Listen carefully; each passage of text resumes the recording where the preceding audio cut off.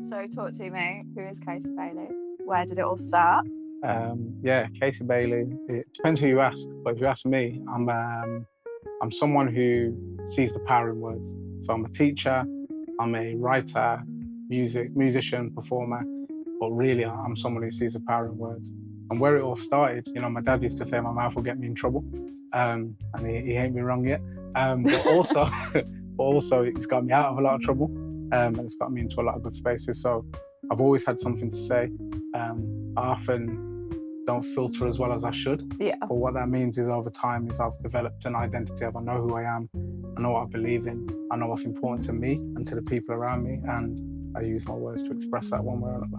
How did you start? Like, what's ignited your love for like words, basically? I think it started with music. So I grew up in a house where music was playing all the time. So whether that was Lovers Rock, or whether that was Tony Braxton and Tevin Campbell, or whether that was Tupac with music playing in the house all the time. And all of those, the kind of music that was played in my house was lyric-driven music, do you know what I mean? You go away and think for a long time about what the person said. And I realized then, you know, you can say something, you can find a turn of phrase and it can change someone's day. It can ruin someone's day. And when I was younger, I spent a lot more time ruining people's day than making people's day. But yeah, I found from a very young age that these words took me away. They captured me and they took me away. And when I, probably in my early to late teens, when I started having my own dramas and hassles in my life, it was my own words that took me away. So I was writing to it was like journaling, it was like documenting, it was like therapy, it was like all that stuff that we later realized is quite important. I didn't know why I was doing it. I just knew I needed to get this anger out or this emotion out, and it came out in music at the time. So was it music that you started with first? Yeah, I started writing rap. The first time I actually did anything proper, it was grime. So I would write rap in my bedroom and rap it to myself in a little fake American accent. But then it was grime when I was jumping on sets and then seeing with people and realising actually this is not just something I like, it's something that when I do it, people go like, oh, you're sick, man, that's got bars still. So I started to get a little bit of affirmation back from it. And then that kind of grew the passion. What was the first like experience of like performing in front of people? So there was like before we could go viral like we do now. Yeah. I'm from the Bluetooth, infrared, you know what I mean, phone to phone kind of thing. And I had a song that was buzzing in the area. I won't do too much on the song, but it was buzzing in the area. And then I got booked to do a under 18s dance. And at the time I was 16 or 17 myself. Yeah. And DJ comes on and he's like, yeah, called a couple of us up, a couple of MCs, and it's a set. So we're not performing songs, we're just doing a set. But then I come onto the lyric that's in the song that everyone knows. And I start doing this lyric. Somebody grabbed me and started dragging me. And lots of people started dragging me. Oh, a bit mad, because grime raves were a bit mad back in the day. And they ripped my t-shirt off my body. First time I ever performed anywhere. And I was like, yeah, I like this. I can get used to this. Yeah, so you weren't scared. It was like a proper like. It was lit, man. Yeah. It's one of my favourite experiences. The other one was a similar one. It was at a grime rave, and it was another MCing, a guy called Puzzler who used to MC in Birmingham. He might still MC, and he spit this lyric, and somebody kicked the table that the decks were on and just knocked the whole decks over. The whole party just got locked off. Just 4 bars into his bar. Really? He started his bar. What was the bar? I can't remember exactly. Like I can hear the flow in my head still, but the part that I got to was like big time jugger, like PUZ, something puzzle like PUZ. So he says this over and over again. Someone's just like, just bam, No kicked the table, decks went over. Not done. The person whose house it was like, knock it off. Like, no way. You're like mashing up my stuff. Oh my God. But that was grime, and I was like, yeah, man, I'm here for that.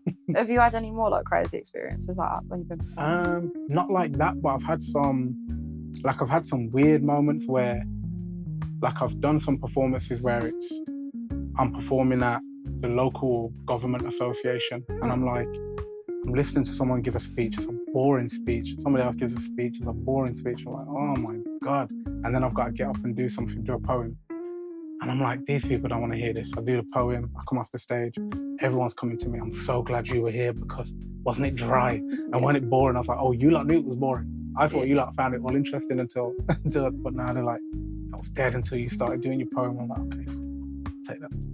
What's the difference between you doing poetry and writing music?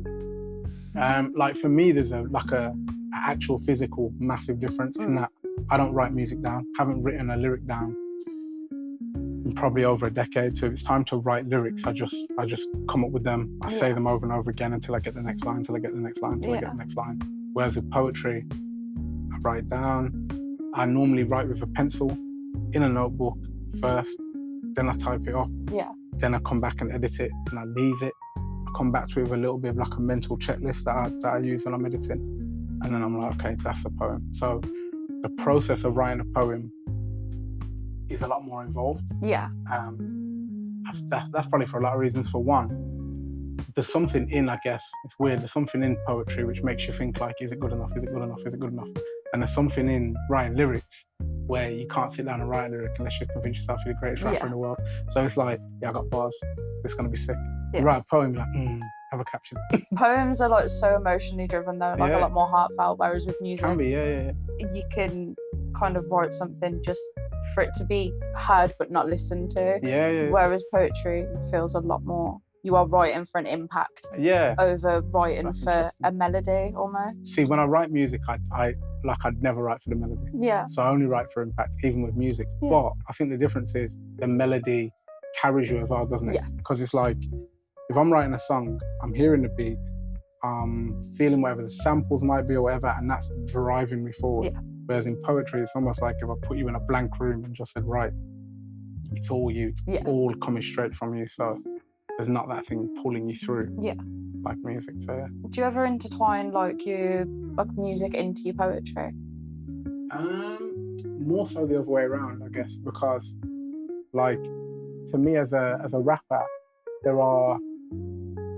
there's lots of difference, but also it doesn't necessarily feel very different performing a rap to performing a poem. Whereas like some people can sing, some people got different musical abilities that I ain't really got them singing. So I know people who sing. There's actually a poem that I've got that I sing it. I'm looking at the Bob Marley painting on the wall and I realise I sing a bit of Bob Marley in one of my poems. But broadly speaking, I try not to punish people with my singing. They had me singing earlier, it was vile. There's a reason I host and I don't sing. Yeah, I can do that. I do a lot of stuff, singing in on the list. So yeah, but when I come to write, sometimes I'm trying to capture the same kind of imagery, use a metaphor that I would use in a poem. Yeah. So it feeds the music a lot more. Is it more writing to like tell a story? I think for me, I like to think that in all of our experiences, there's something that connects us to each other. Yeah.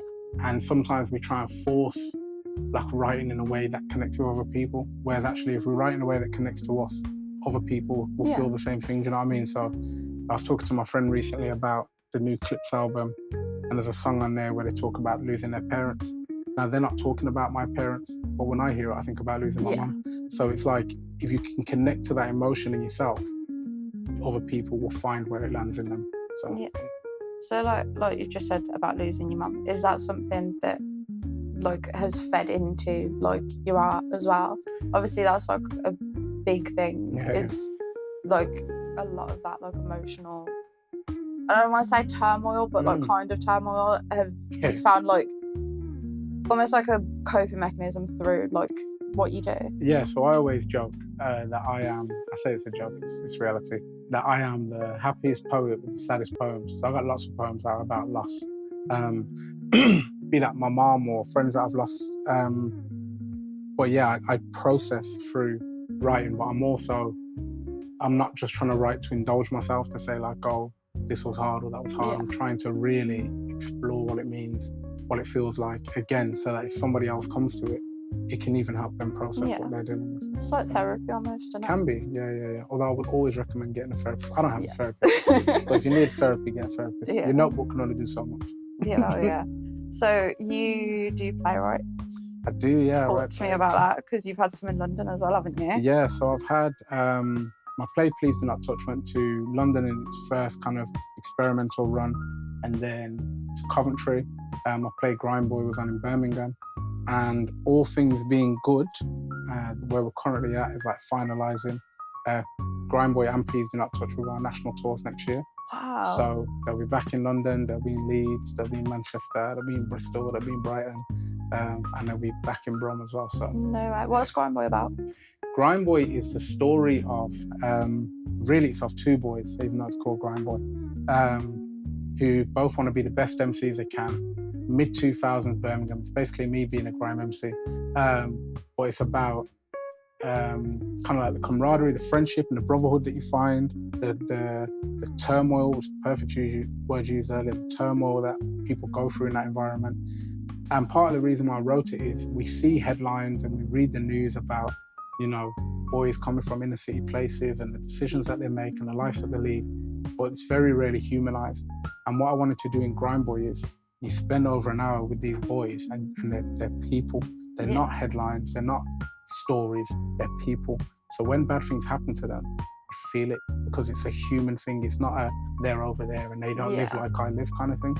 So yeah, it's there's grime music in it, there's lots of MCing in it. My boy Auden Allen did all the music production and it's just like a immersive grime experience. Yeah. So, yeah, man. What was it like writing that? Because obviously you said about it's somewhat like these two lads like going into MC and that is something. Is did you like kind of base it off of like your life? Yeah, so it started as like a piece that I wrote. It was about 10 minutes long and it was poetry and grime MCing, which was just fully autobiographical. And then I was on a project called the Poetic Theatre Makers and it was about turning poetry into theatre. And so I had some sick mentors on there who challenged me, write some dialogue, come up with some different characters, build the world, basically. Writing it was hard because I always said I couldn't write long form, I couldn't write theatre, I couldn't write like novel or whatever because I felt like my attention span means that once I realise what's happening in the story, I get bored of the story myself. Yeah. Struggle to write it. What was good about writing Grime Boy is because I was working with a team of people, my director, the movement director, the producer, everyone having a little, oh, what about this? Or what's the situation there? The story evolved as I wrote it. So I didn't really know where it was going till it was there. Yeah. So yeah, that was a blessing. Yeah, I loved it. So talking of characters, actually, if Birmingham had to be a character in something that you were writing, what kind of character would they be? Whenever I think so I write about Birmingham a lot. And people compliment me on saying that my writing about Birmingham is really honest. I can never just paint Birmingham as perfect, but I do love Birmingham. So I already have an image of the person that Birmingham is, which is my older brother. In that, I love him and he's great. He's bigger than me and he's stronger than me. And if he wants to, he can throw me around. And Birmingham's like that, you know what I mean? Yeah. In many ways, it's beautiful. In many ways, it's amazing. It's still in this here England. It still is the product of colonialism and a tortured past that has affected lots of people negatively. But I love it. And so I'd say it was like a big, strong man in unnecessarily shiny clothing. like metallic shiny clothing. So, no, that's cute that you already like had like a vision of who Birmingham is. I like that. That's cool. I quite like the fact that like you linked it to family. Yeah. And my brother doesn't wear unnecessarily shiny clothing. As I said, he'll throw me around. I don't want no trouble. So the way that you like obviously feel about teaching, do the kids like feel that and does it like translate into how they view you as a teacher almost? Yeah, I like to think so. I think that it's I think a lot of the time kids don't believe when teachers say, you know, I'm here because I care or whatever. It's easy to not believe that, especially when actions don't match up with that. But I know I've had times where I've had a difficult time with a student. I see them the next day and I'm like, you're right, is everything cool? And I'm checking in on them. Not even just I'm saying hello again, I'm checking that everything's all right. Because I care, because it matters if everything's all right. And over time, you can't fake that. Yeah. So in the moment, you can say, oh, I know we had a difficult time yesterday, but I'm going to give you a fresh start. But when it's the fifth fresh start, can you still do it? Yeah. And some people can't do that because it's difficult or we're all human and people struggle with different things. I feel blessed to be doing my job. So I'm going to say to that kid every time, let's go again. We'll keep going again until we get it right. Yeah. Do the kids know that you've done stuff like, you know, all of the playwriting and the poetry, the music? Do they know that you've won awards? Sometimes, some kids know some stuff and different stuff and it's all kind of out there now. It's funny what you say about awards. I'll never forget. not the school I'm teaching at now. I was named as one of Birmingham's 30 under 30. And I come into school, we had like a big presentation on the weekend. I come into school, didn't really think anything of it. The kid says to me, "Oi, Bailey," because, you know, why wouldn't he say that? And I say, "Yeah, what's up?" And he says, "I saw you in the newspaper. It says you won an award." I said, yeah. He goes, "I said you were young." Like, safe, okay, cool. Humbled, straight back, straight back down to earth. Really young? It's a bit of a stretch, sir. I was like, yeah, okay, cool. But yeah, so sometimes, and different students pay attention and keep up. So all my social medias are open. So some kids are just like, "Oh, sir, I seen that you did this." Other kids are like, "Sir, I watched your story on a weekend." I'm like, if I find you, you know I'm gonna block you, innit? You know you're gonna get blocked, right? But they're like, "No, you're never gonna find me, sir. I'm just watching your story." Just on a banner account. Yep. And like every now and then I've had students show up where I'm performing. So like I'm doing a show and I look out into the audience and I'm like, "That's such and such in year 10. Last time someone came with their dad, and then at parents' evening, their dad was like, "Hey, I remember your show. You were great, man." And I was rapping and so I was like, "Okay, thanks, Dad." What's that like, having them show up at your shows? Bizarre, just bizarre. Do you know what? No disrespect to the kids that I teach here, because they're great. But me personally, I'm thinking of me as a kid being concerned about anything any of my teachers were doing at any point other than when they're in front of me. I couldn't have cared less. So fair play to them. Sometimes I think they just do it to mess with me, but that's all right. But yeah, I could never have gone to sit with my English teacher. I don't care what they were doing. Like, they could be breathing fire. I'd be like, "You do you, big man." I'm gonna be with the guys. So I'm not coming out. So yeah. Makes you pretty inspirational though, that they're taking time out of what they're doing to come and see you that's nice. with your art. And you know, it's got to be something that the kids are looking up to then if they are going to see you. I like that. I'll take that viewpoint. Yeah, yeah, 100%. it's nice. 100%. It's nice. Talk to me about the awards quickly. Do you know what? I was having a conversation about awards this morning because it's weird. I've realised as I've done more stuff that the award sphere is a weird place, because some awards are just, you know, there's like official bodies behind it. Like I won the Royal Television Society Award. That blew my mind. Didn't expect that to happen. And it kind of feels very legitimate. But I've got awards that I've got my name next to, and I'm a bit like, I don't know how this came about. And there are people now who are like teaching people how to win awards. This is how you apply for an award. This is how. And so I realised when I've judged certain awards, you've got award categories where like 80% of the people in the category nominated themselves. And I'm like, that's cool. Like, it's good to be like positive about yourself or whatever. But if you're going, "Let me explain to you all the reasons why I deserve an award," and then I'm reading what you've said about yourself and going, "Yeah, let me give you an award." It's like, that's not the same as, you know, your work standing out or whatever. So kind of, it's nice that I've won some awards, but I'm a bit like, I'm like, I think for me, I've done performances where I've been in a room of 20 people, I've read a poem, I've come off stage and someone says to me, "You read this poem and it made me think about my brother, and I lost my brother, and that broke my heart, and your poem did something for me." That's so much more rewarding than, you know, putting on the black tie and going up and going, "Oh."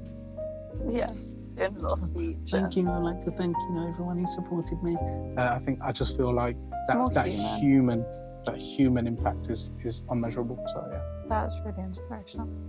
Thank you so much for coming on the show and coming and having a chat with me. No problem. Before we wrap up, where can everybody find you? You can find me on Instagram at Casey_Bailey. That's CASEY_BAILEY. And my website is caseybailey.co.uk. Cool. Thank you so much. Thank you for having me.